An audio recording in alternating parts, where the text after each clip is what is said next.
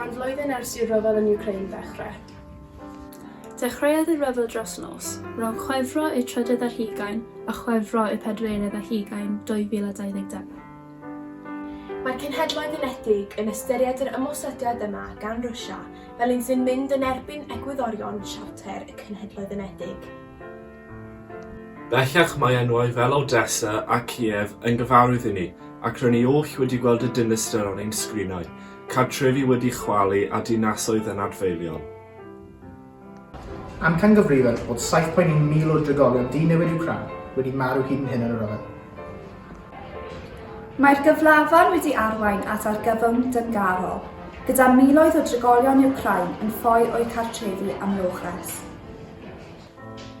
Mae dros 7 miliwn o bobl wedi ffoi i wledydd fel Pwyl, Hwngari, Romania, Slovacia, Moldova ac mae rai yma yng Nghymru.